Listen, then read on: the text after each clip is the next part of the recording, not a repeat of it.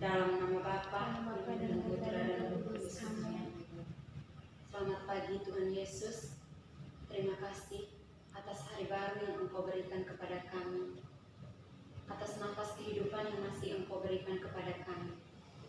Pada pagi hari ini kami akan memulai kegiatan kami.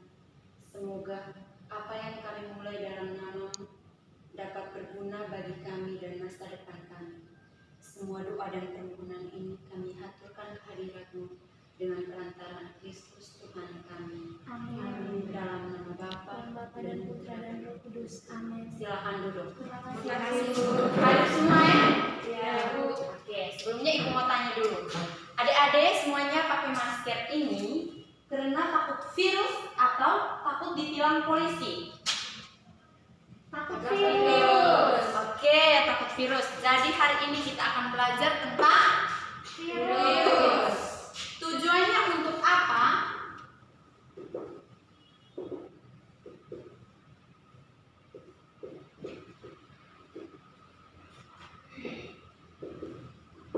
Dapat mengetahui pemahaman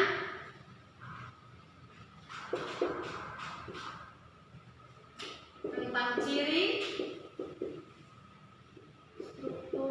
struktur dan replikasi virus. Oke, baik. Mendengar kata virus, apa yang ada di pikiran adik-adik? Virus itu apa?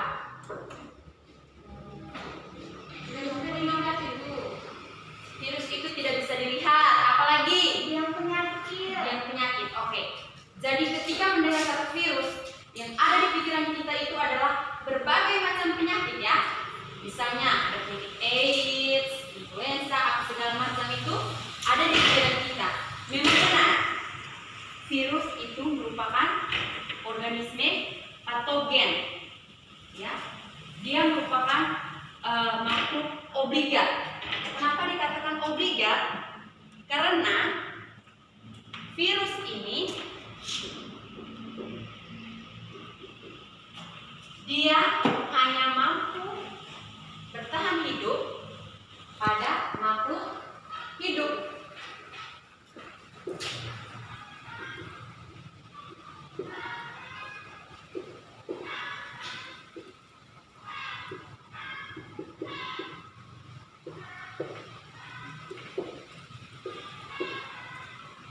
Lalu yang berikut kita lihat tentang ciri-ciri dari virus.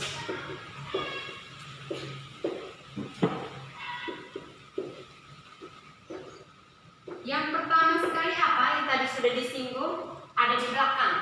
Ciri-ciri dari virus yang pertama sekali adalah virus atau ada pernah lihat virus?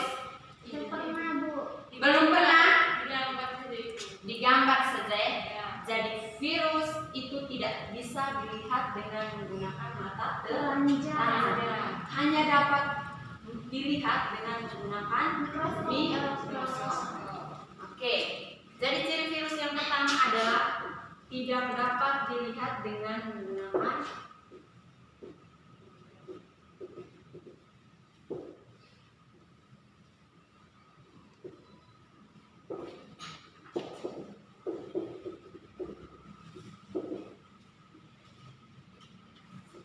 Yang kedua, virus yang berada di luar makhluk hidup atau berada di luar sel inang itu disebut sebagai virion.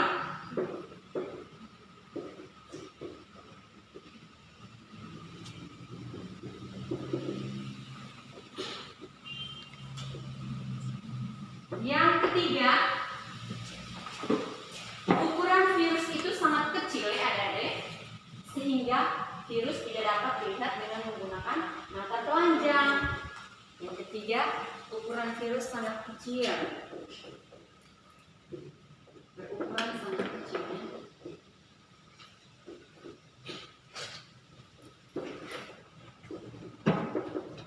Yang berikut ada yang tahu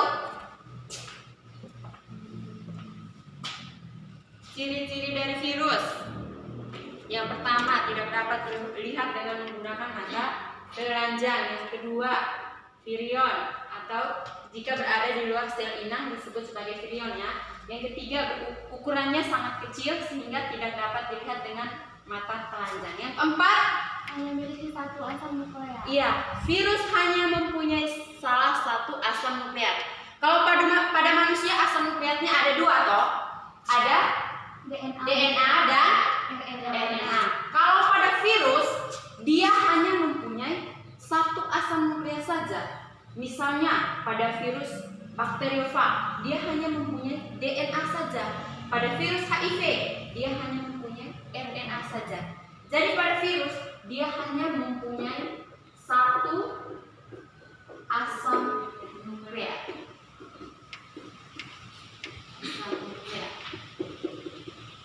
Yaitu DNA atau RNA. Oke, sampai di sini masih bisa terima ya adik-adik? Bisa. Kita lanjut yang berikut ke struktur virus.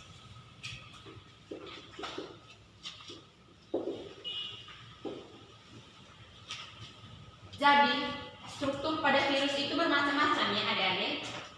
Tapi ibu akan kasih contoh salah satu struktur virus di sini yang biasa dipakai adalah virus T. Virus T, bakteriofag ya.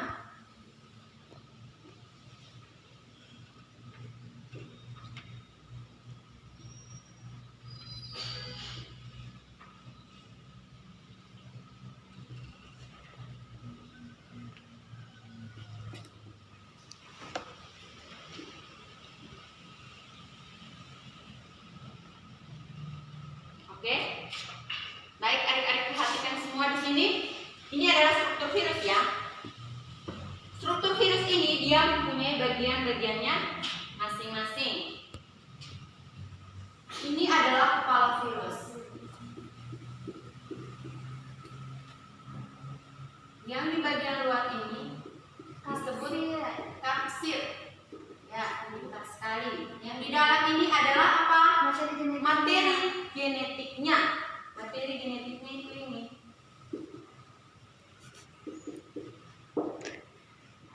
Kalau pada bakteriofag ini materi genetiknya berupa DNA. deoksiribonukleik acid. Sedangkan di sini adalah bagian lehernya.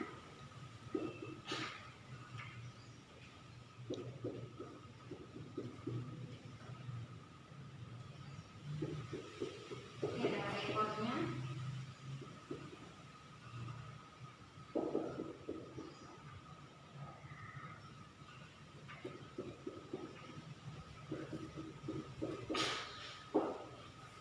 Dari masing-masing struktur ini dia mempunyai fungsinya masing-masing ya adik-adik. Ada yang tahu fungsi dari kepala?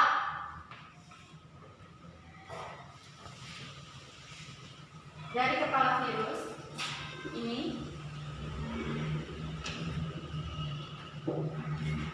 sebagai tempat di mana terdapat apa? Asam nukleatnya, yaitu berupa DNA. Sedangkan pada bagian lehernya ini merupakan penghubung antara kepala virus dan ekor virus. Dan pada bagian ekor terdapat serabut ekor dan daerah di ujung serabut ekor adalah reseptor. Reseptor yaitu sebagai penerima rangsangan, pintar sekali. Jadi daerah reseptor merupakan daerah penerima rangsangan. Oke, struktur virus sampai di sini masih bisa ikuti adik-adik? Bisa. Oke, kalau bisa kita lanjut yang berikut. Ibu akan menjelaskan sedikit ada beberapa tentang bentuk-bentuk virus ya.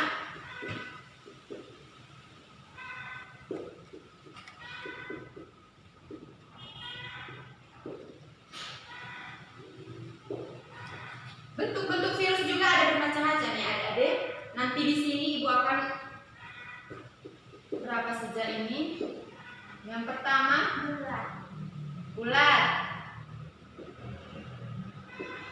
Virus yang berbentuk bulat itu terdapat pada apa?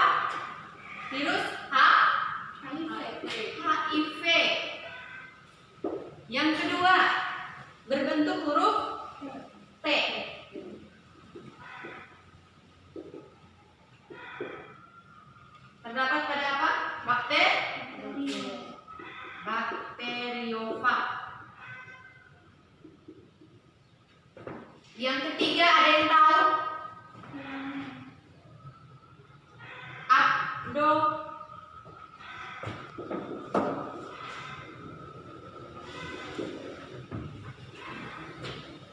Virus.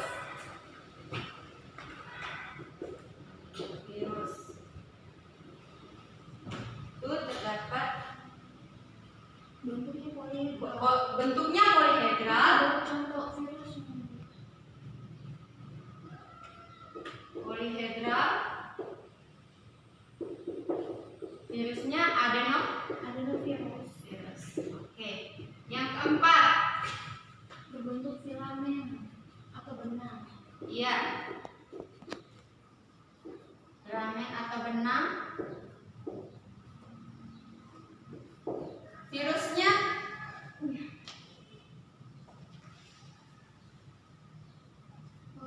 Virusnya itu Ebola.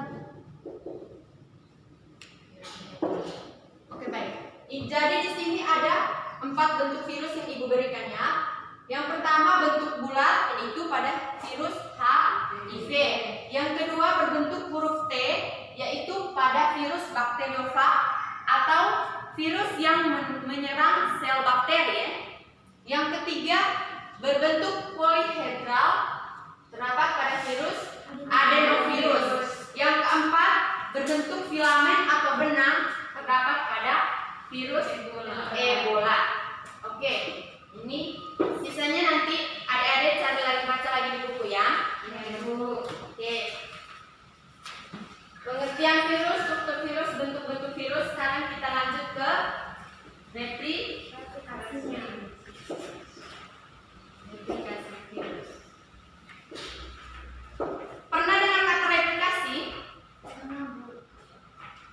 Replikasi kok? Replikasi merupakan penggandaan ya. Penggandaan. Jadi replikasi virus merupakan penggandaan virus. Penggandaan virus ya replikasi.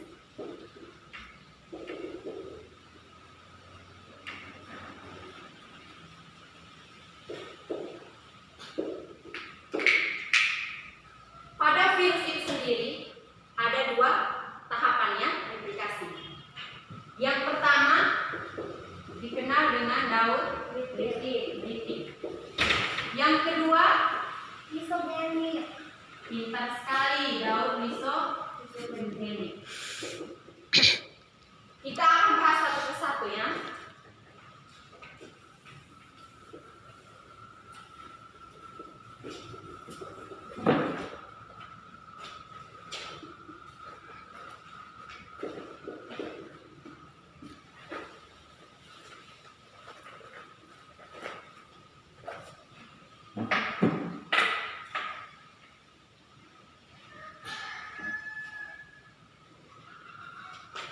Jadi pada replikasi virus di sini kita pakai bakteriofag. Virus T yang menyerang bakteri E. coli. Jadi ini bakteri E. coli. Pada daur litik, tahapan yang pertama dinamakan dengan adsorpsi. Apa itu tahapan adsorpsi? Ya, jadi tahapan adsorpsi yaitu suatu tahapan di mana melekatnya ekor virus pada dinding sel bakteri. Jadi pada tahapan pertama ini virus dia akan melekat saja. Dia akan melekat pada dinding sel dari bakteri E. coli tadi. Lalu setelah dia melekat, kita masuk pada tahapan yang kedua, yaitu tahapan penetrasi.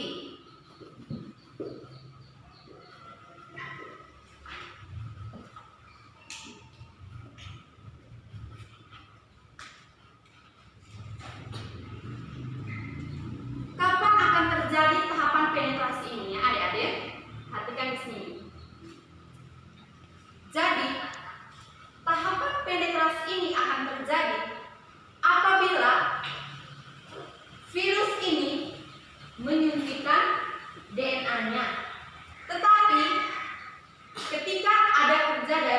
enzim.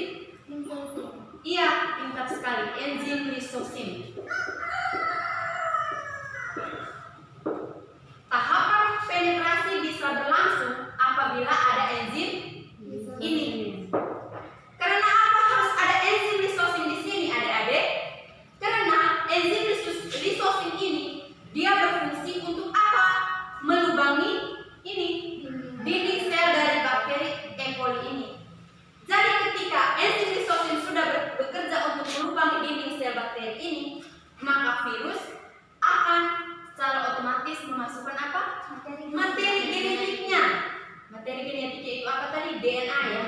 Jadi virus ini akan memasukkan materi genetiknya ke dalam sel bakteri. Jadi pada tahapan kedua, materi genetik sudah masuk ke dalam tubuh sel bakteri. Sel inang ya, sel bakteri. Lalu setelah materi genetiknya masuk, dia akan lanjut ke tahap berikutnya, tahap ketiganya, yaitu apa adik-adik? Tahap ketiga ada yang tahu? Sintesis. Ya, sintesis atau replikasi.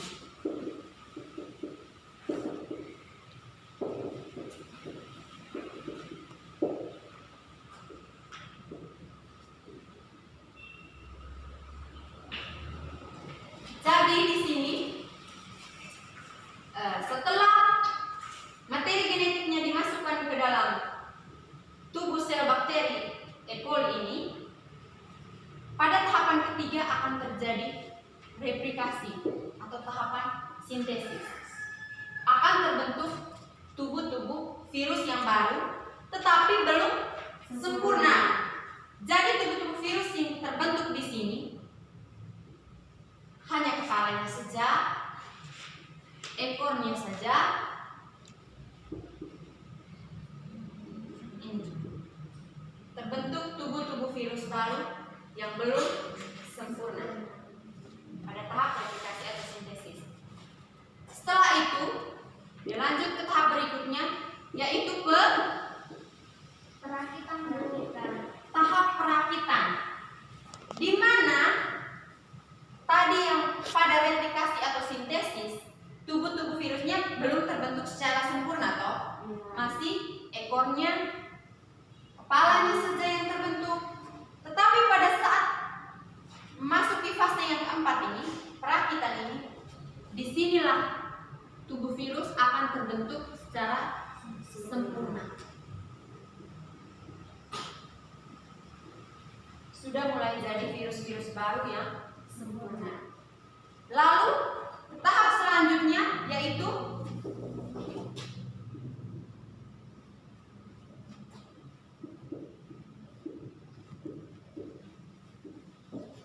yang kelima adalah lisis. Ini sudah ada virus ini.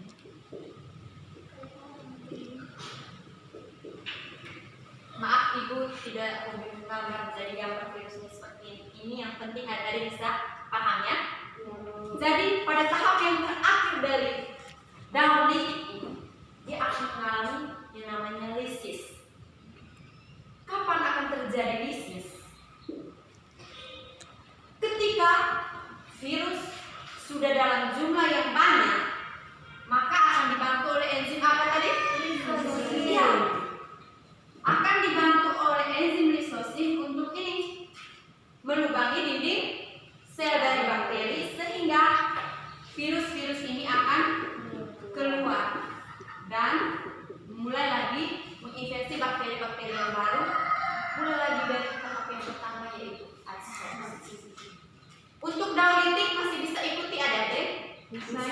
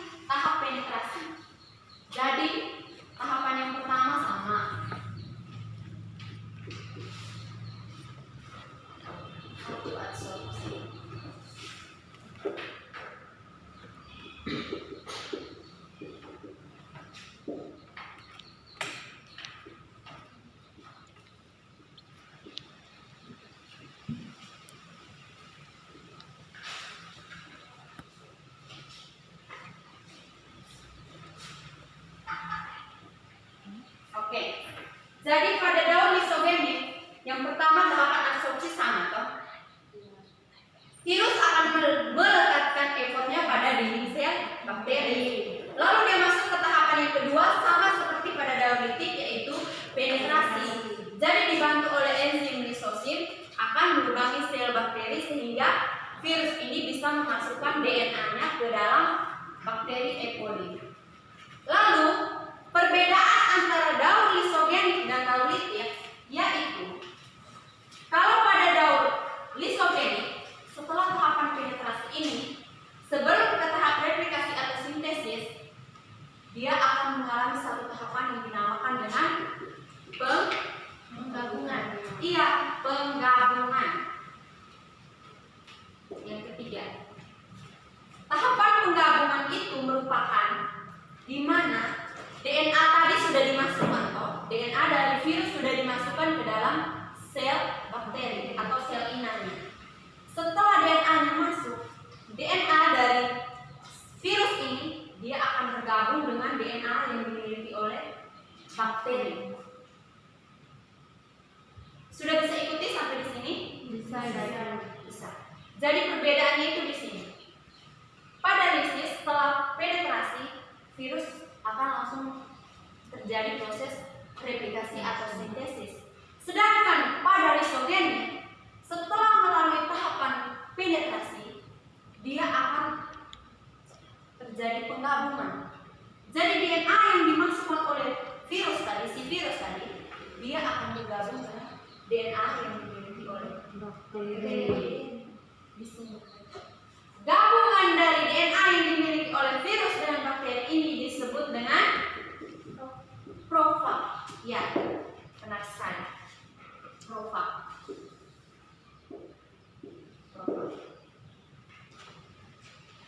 Sudah? Setelah bergabung, akan lanjut ke tahap berikutnya yaitu ada yang tahu? Tahapan yang keempat.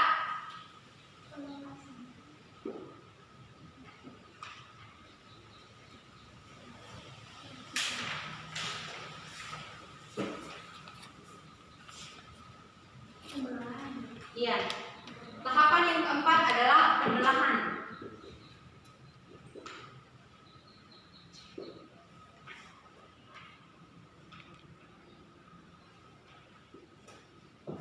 Baik. Jadi setelah DNA virus dengan DNA dari E. coli ini, bakteri ini sudah bergabung, maka selanjutnya mereka akan mengalami pembelahan. Jadi setelah sel DNA dari virus dengan DNA bakteri ini bergabung, dia akan mengalami pembelahan. Ketika sel bakteri itu membelah, maka profag ini juga akan ikut membelah. Bisa diikuti? Jadi ketika sel bakteri membelah diri, maka profag dia juga akan ikut membelah diri. Bertambah banyak tuh di sini.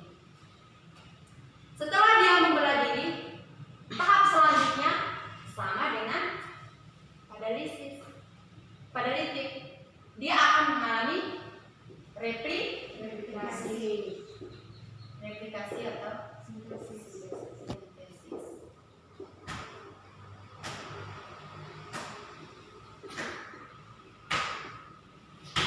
Setelah pembelahan, dia akan membentuk tubuh-tubuh virus yang belum utuh, yang belum sempurna.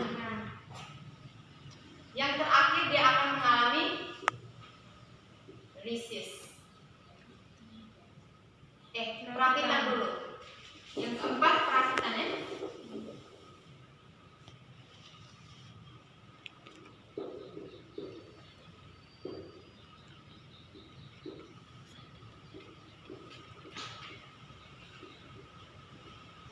Pada tahapan perakitan ini, tubuh-tubuh virus sudah terbentuk secara sempurna. Yang terakhir dia akan mengalami lisis. Pecahnya dinding sel bakteri sehingga menyebabkan apa? Virus-virus ini akan keluar. Virus-virus akan keluar dari sel sel inang untuk menginfeksi bakteri-bakteri yang lain. Bakteri-bakteri yang baru, bakteri-bakteri yang lain. Jadi ini perbedaan antara daun litik dan daun lisogenik. Sampai di sini masih bisa ikuti adik-adik? Masih bisa Ibu. Oke, masih bisa. Kita lanjut yang terakhir adalah peranan dari virus itu sendiri. Jadi virus juga punya peranan masing-masing ya, punya peranan tersendiri. Yang kita berpikir selama ini virus itu adalah penyakit ya, penyakit. Jadi virus itu merugikan saja ya? Bukan. Virus ada dua peranannya. Ada yang menguntungkan, ada juga yang merugikan. Contoh virus yang menguntungkan yang sekarang lagi marak, yang lagi menyebar di seluruh dunia, yang mengganggu kesehatan global, yaitu apa? Virus merugikan. COVID-19. Virus corona. Aduh, adik-adik ini. Oke, baik. Jadi kalau pada manusia, beberapa contoh virus yang merugikan yaitu misalnya campak. Bisa menyebabkan penyakit campak. Beberapa penyakit yang disebabkan oleh virus yaitu ada campak, ada polio, ada penyakit AIDS. Penyakit AIDS itu disebabkan oleh virus apa adik-adik? HIV. Oke, baik, pintar sekali. Jadi penyakit AIDS itu disebabkan oleh virus HIV. Oke, kalau pada hewan, misalnya rhabdovirus, dia menyebabkan penyakit rabies pada hewan tuh. Misalnya pada apa? Anjing. Selain anjing apa lagi? Iya, kucing. Apalagi ada monyet juga dong. Iya, pintar sekali. Sedangkan virus yang menyerang pada tanaman, misalnya apa? TMV, tembakau mosaic virus. Jadi virus ini dia menyebabkan penyakit pada apa? Tanaman tembakau. Iya.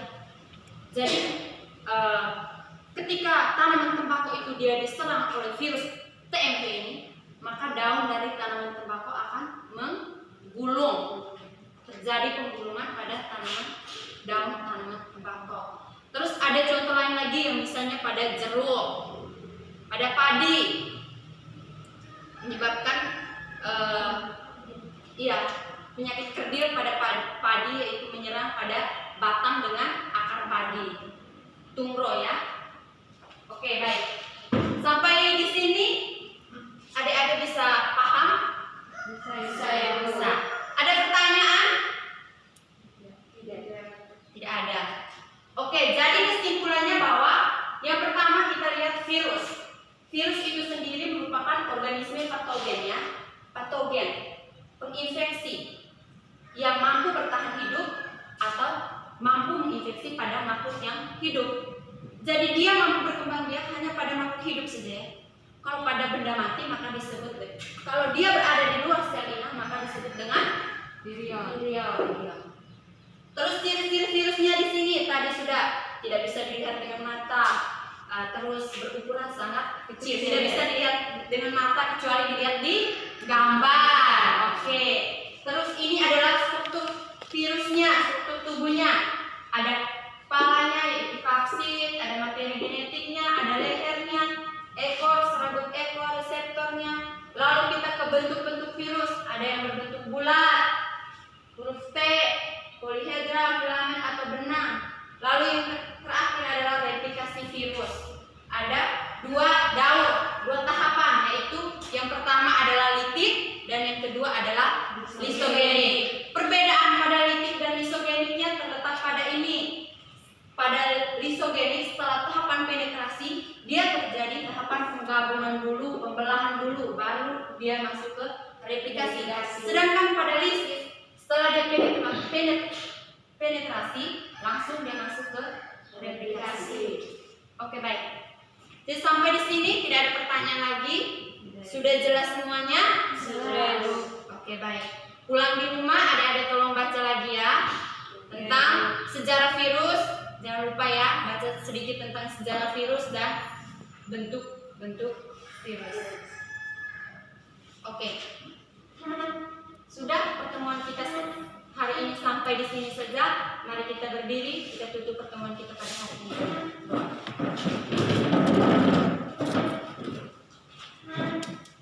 Mari kita semua berdoa dalam nama Bapa dan Bapa kami yang ada di surga, dimuliakanlah namamu. Datanglah kerajaan, jadilah kehendakmu di atas bumi seperti di dalam surga. Berilah kami rezeki pada hari ini, dan ampunilah kesalahan kami, seperti kami pun mengampuni yang bersalah kepada kami. Dan janganlah masukkan kami ke dalam pencobaan, tetapi bebaskanlah kami dari yang jahat. Amin. Dalam nama Bapa dan Putra dan Roh Kudus. Baik, selamat pagi semuanya. Baik, Ibu. Terima kasih.